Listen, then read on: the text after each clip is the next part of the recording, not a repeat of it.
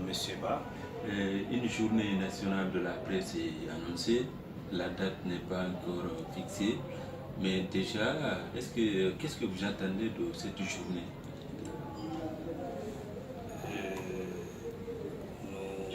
Nous attendons, nous, quand je parle de nous, les professionnels de la communication,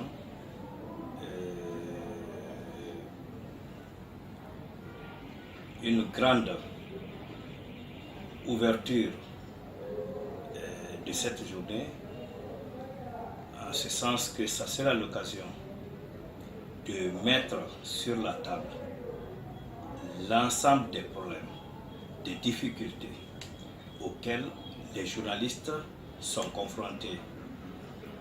Le problème doit être d'ordre structurel, d'ordre professionnel, d'ordre économique. Et nous étions, pas plus qu'hier, en assemblée générale de l'ensemble des associations de presse légalement constituées en République de Guinée, notamment la presse privée. C'était une première de mémoire de journaliste de voir autour d'une même table, au même moment, l'ensemble des acteurs majeurs de cette presse. Nous saluons la tenue de cette journée qui d'ailleurs est réclamée à corps et à cri par le président de la République à des multitudes de problèmes. Vous avez été témoin comme moi de la fermeture de plus d'une dizaine de radios la semaine surpassée pour cause de non-paiement des redevances que les radios doivent à l'État, notamment à l'ARPT. Les radios ne payent pas également d'impôts. Les radios n'ont pas encore leurs travailleurs à la Caisse nationale de sécurité sociale. À ce niveau aussi, des responsabilités sont partagées. Il y a beaucoup de radios qui fonctionnent aujourd'hui difficilement. Cela aussi tient au caractère social de cette radio. Parce que ce que nous faisons au niveau de l'audiovisuel privé relève simplement du service public. J'aime souvent le rappeler. Lorsque le Guinéen met la main à la poche, il achète un journal écrit papier à 3 000 francs. Et en retour, la presse écrite, même quand je sais que la plupart des journaux sont lués par des cadres malhonnêtes qui sont tapis dans des bureaux des administrations, mais il y a au moins une partie qui paye. Mais quand le citoyen qui ouvre le bouton de fonds transitoire, il capte une fréquence, il ne paye aucun centime à une radio. Et nous participons à l'éducation, nous participons à la sensibilisation, nous participons à la formation. Donc, le pouvoir public doit nous traiter comme des partenaires et non le comportement auquel ils se sont livrés il y a 2 semaines. Donc, nous allons profiter de cette journée, demander au président de la République de revoir à la baisse des redevances que nous devons, que chaque radio paye à l'État chaque année. Les radios communautaires payent 10 millions par an par radio. Les radios commerciales payent 20 millions par an par radio. Nous sommes confrontés à de multiples problèmes. Vous avez des radios aujourd'hui qui n'arrivent pas à assurer régulièrement le salaire de leur personnel.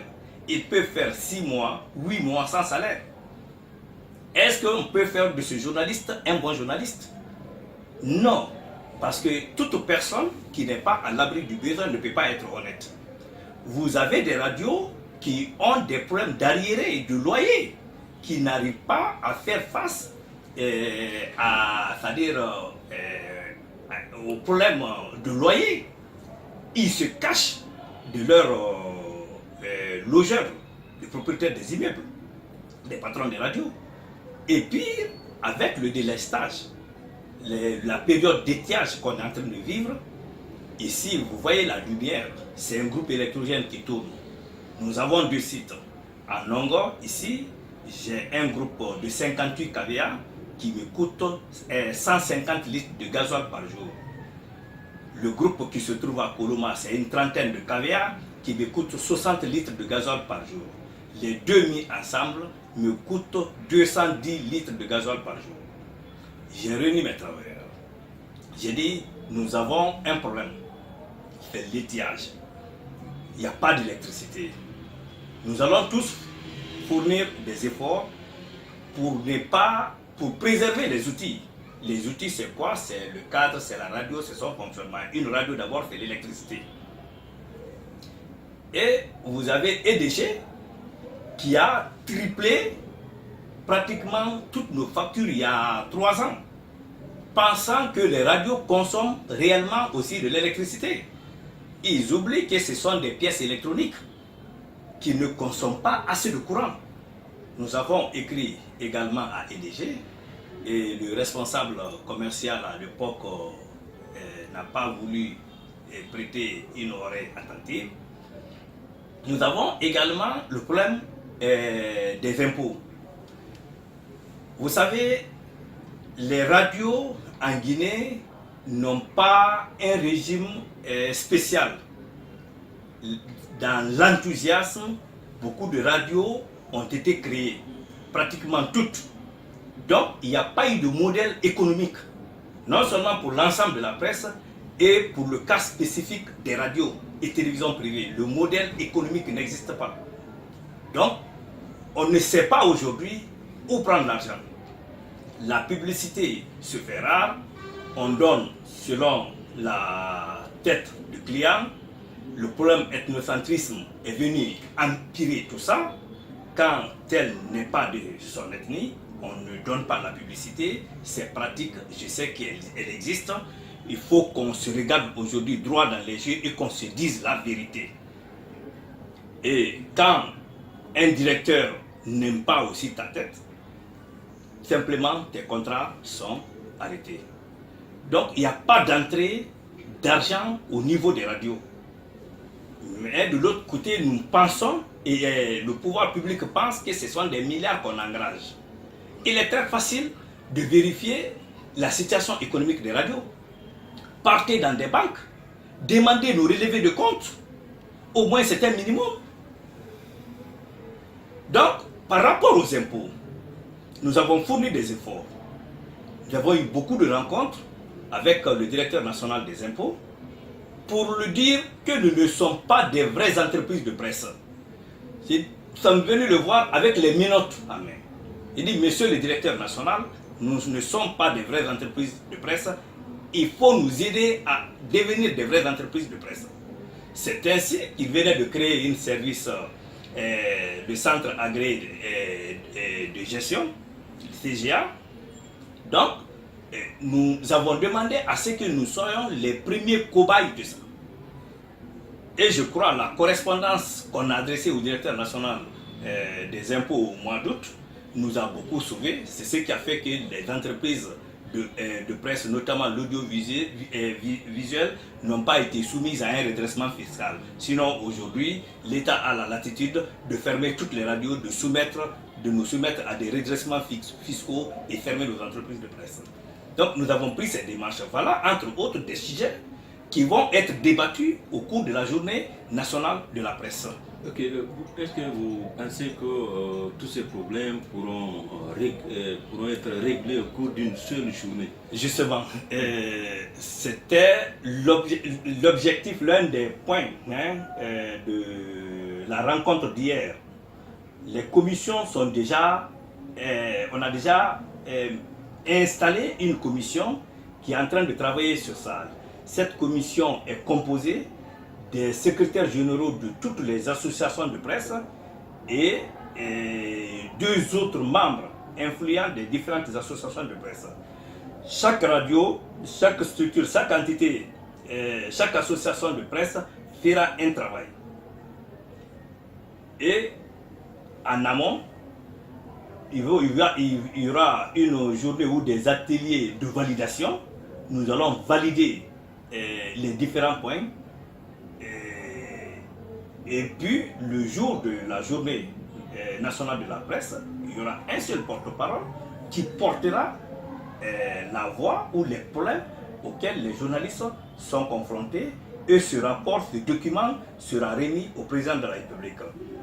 Donc ce n'est pas le même jour qu'on va se retrouver dans la salle, nous dire oui, l'AGP, toi tu es confronté à quel problème, Urtelgui tu es confronté à quel problème. Non, le travail se fait déjà en amont. L'équipe qui a été installée a 45 jours pour nous sortir une première mouture. Donc nous allons nous retrouver, travailler aussi sur les différents problèmes recensés et voir tout ce qui est commun à la presse. Quand on prend par exemple l'accès à la source d'information, c'est un problème véritable qui n'est pas seulement spécifique à l'audiovisuel, ça concerne l'ensemble des journalistes de l'audiovisuel privé. Quand on prend le problème des impôts, c'est un problème aussi qui concerne l'ensemble des journalistes exerçant sur le territoire. Quand on prend le problème même de courant, c'est un problème aussi qui est commun à l'ensemble. C'est-à-dire il y a la globalité et il y a des spécificités. Donc cette journée sera l'occasion, pour nous, juste de présenter les rapports et engager un débat entre nous et le président de la République. Comme ça, il nous dit, voilà ce que je peux prendre dedans. Et pour notre association, le plaidoyer sera axé aussi fondamentalement sur la baisse des redevances que les radios payent à l'ARPT. Je profite de ce micro pour dire que si le pouvoir public maintient en l'état les mêmes montants, qu'au bout d'un an, 2 ans, 3 ans, l'épreuve que nous avons traversée tout récemment se répétera encore davantage parce que simplement les radios ne pourront pas payer. Il faut qu'ils revoient considérablement à la baisse ces redevances. C'est ici d'ailleurs, nous allons rendre un hommage au président Dadis. Je sais que ça va faire mal à certains, c'est leur problème, moi ça ne m'intéresse pas.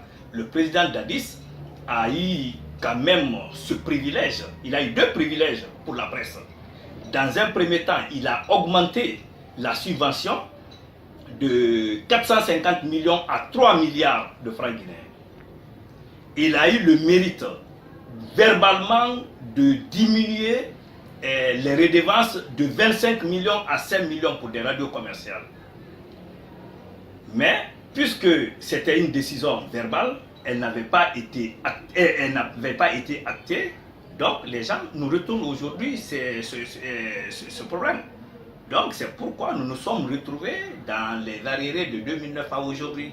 Donc c'est le lieu de rendre un vibrant hommage au président Dadis qui a eu ce mérite quand même. 1000 ans après, on dira que c'est le président Dadis qui a augmenté les subventions allouées à la presse dans son ensemble de 450 millions à 3 milliards. Et le président Conté aussi a eu le mérite, c'est le lieu de le dire, de libéraliser les ondes en Guinée et de signer le décret libéralisant les ondes en Guinée. Donc, nous allons profiter de l'occasion, regarder le président de la République en face, lui demander humblement pour que lui aussi, non seulement de diminuer les redevances à 5 millions, à défaut de les annuler, je sais qu'on ne peut pas annuler, ce sont des fréquences, c'est l'argent aussi que l'ARPT va payer à l'UIT, mais de voir quand même dans une fourchette raisonnable que les radios pourront payer sans aucun problème. Et l'autre doléance qu'on va demander au président, c'est de revoir aussi à la hausse la subvention, même à 10 milliards de francs guinéens, pour que au moins, à défaut de diminuer les redevances, si on a 10 milliards de francs guinéens par an, pour que les radios puissent aussi trouver un minimum. Et au cours de cette journée, nous allons aussi faire d'autres plaidoyers. Demander au pouvoir public, toutes les entreprises de presse et toutes les entreprises minières qui s'installent en Guinée, c'est l'obligation pour eux de communiquer dans la presse. Mais aucune entreprise minière qui s'installe en Guinée ne communique dans la presse, n'a aucun contact avec qui que ce soit. Mais c'est trop grave. C'est trop grave. Lorsqu'il y a des conflits dans ces zones minières, qui sensibilise? Ce ne sont pas des radios.